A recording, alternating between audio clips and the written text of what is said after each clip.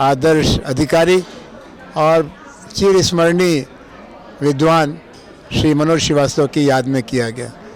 इसमें भारतीय लोकतंत्र की चुनौतियों की बड़ी गंभीर चर्चा हुई कि इस बार हमने पापा के ऑनर में, उनकी मेमोरी में एक मनोज श्रीवास्तव मेमोरियल अवार्ड पहली बार इंस्टीट्यूट किया, जिसमें कुछ ऐसे चुनिंदा लोग जो अनसंग हीरोज़ जिसे बोलते हैं, जो पब्लिक सर्विस के क्षेत्र में, गवर्नेंस के क्षेत्र में, सोशल वर्क के क्षेत्र में उनका एक कंट्रीब्यूशन रहा है।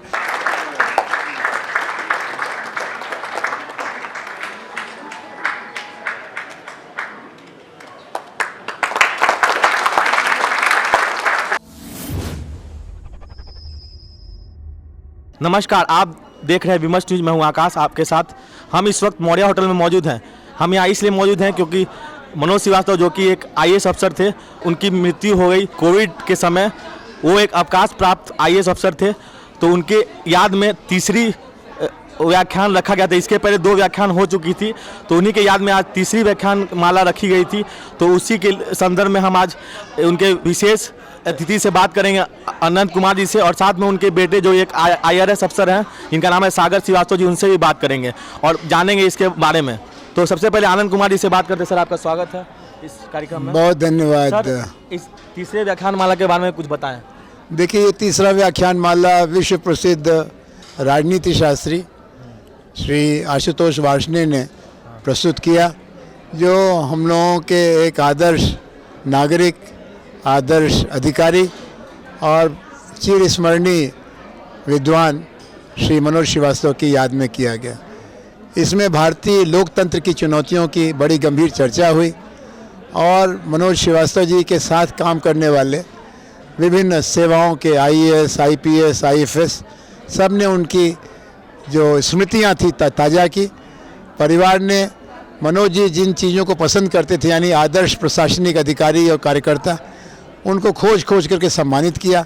तो एक विशेष कार्यक्रम हो गया जहां न सिर्फ उनकी याद में व्याख्यान हुआ, बल्कि उनके रास्ते पर चलने वाले उनके बाद के कर्मचारियों और अधिकारियों को सम्मानित किया गया। उनके साथ के सहकर्मियों का संस्मरण आया।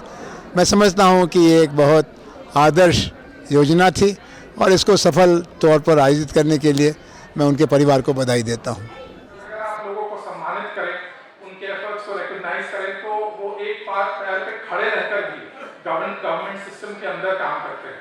और इसके अलावा पापा का मानना था कि सिर्फ गवर्नमेंट सर्वेंट्स या सिविल सर्वेंट्स पब्लिक सर्विस नहीं करते हैं। There are so many such people, not all of them are corrupt, are there but doing their duty despite that. You don't recognize them, you do not give them the honor, you do not encourage them, you do not see their conditions. All these IIMs have this great teachings on HR, and the HRs have great wings in all the corporate sectors. Thank you, sir, for the rare pearls of memories shared so fondly. It was deeply touching, and the entire family is extremely grateful to you for your esteemed presence here today. We now move on to the next segment of the event, governance and public service. I would now like to request Sagar Bhaiya to briefly speak about the concept and thought behind the memorial award. सागर जी, आप ये बताइए कि आपकी माता जी का भी सहयोग इसमें रहा और साथ में आपने भी बहुत सहयोग किया, आपके पूरे परिवार का सहयोग रहता है। तो इस बार तीसरे व्याख्यान माला में और पिछले दूसरे और पहले व्याख्यान माला में तीसरी बार अभी हो रहा है, तो क्या बदलाव या क्या अच्छा रहा पिछले बार के तुलना में? इसके बारे में क्या बताएं? देखिए, इस व्याख्यान माला का उद्देश्य यही रहता है कि इसके ज़रिए हम हमारे जो पिताजी थे श्री मनोज श्रीवास्तव जी, उनकी यादों को तो ज़िंदा रखें ही, बल्कि साथ ही साथ जो उनके आदर्श थे, जो उनके विचार थे और जितना कुछ उन्होंने समाज के लिए किया, समाज के हर पहलू के लोगों को के दिल को छुआ, जिससे भी वो एक बार मिलते थे वो हमेशा प्रभावित रहते थे, एक अमिट छाप छोड़ जाते थे उनके दिल में।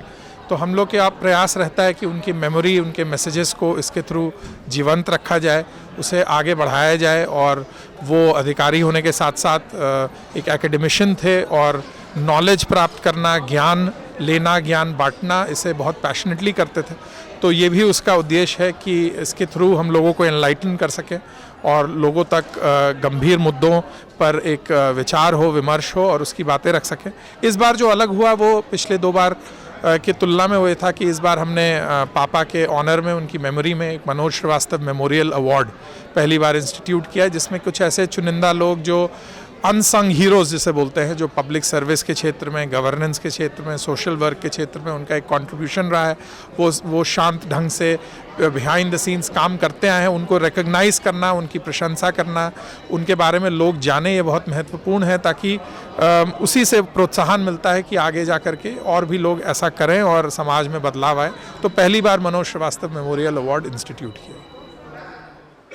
धर्म विहीन मानवता होने वाली नहीं है, लेकिन सर्वधर्म संभाव वाला दुनिया का रास्ता होगा, या मेरा धर्म महान बाकी सब नादान, ऐसा चिंतन होगा।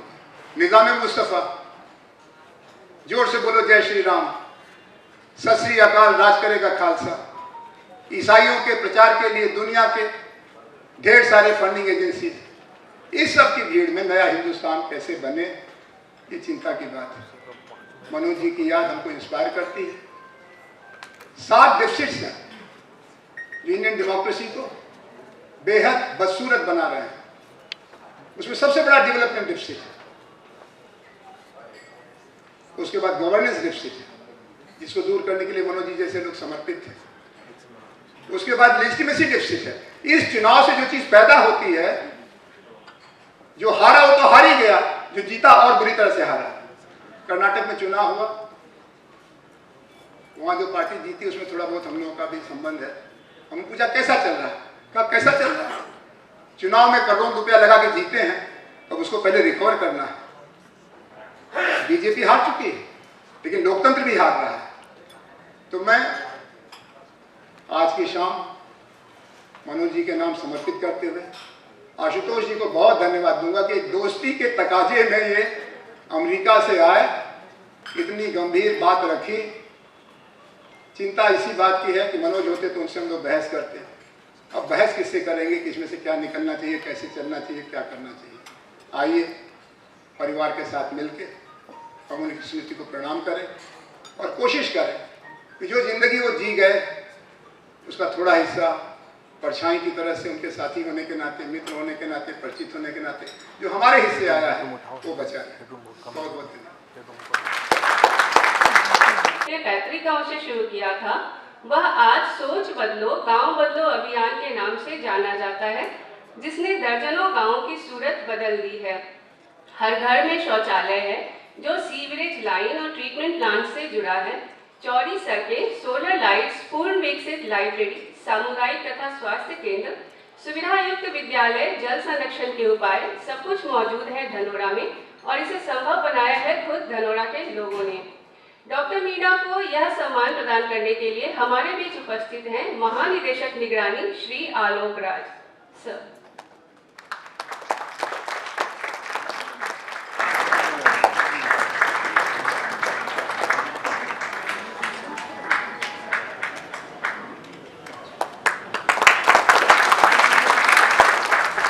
जैसा कि दोनों व्यक्तियों ने बताया कि इस बार बहुत ही अच्छा इवेंट रहा, और जो भी लोग शुरू से अंत तक यहाँ शुरू में आए वो अंत तक यहाँ जमे रहे, ये बड़ी बात होती है। और साथ में ये भी उनके बेटे का कहना है, सागर जी का, कि यहाँ जितने भी लोग आए, इस बार एक अवार्ड सेरेमनी भी रखी गई थी, जिसमें अनसंग लोगों को, हीरोज़ को अवार्ड दिया गया, और बहुत ही अच्छे तरीके से उन्होंने अवार्ड लिया और बहुत ही प्रेरणा स्वरूप बन के यहाँ से गए। तब तक के लिए आप बने रहें विमर्श न्यूज़ के साथ। अगर आपने यूट्यूब पर सब्सक्राइब नहीं किया, सब्सक्राइब कर ले, बेल आइकन दबा दे, फेसबुक पे फॉलो करें, लाइक करें। तब तक के लिए धन्यवाद।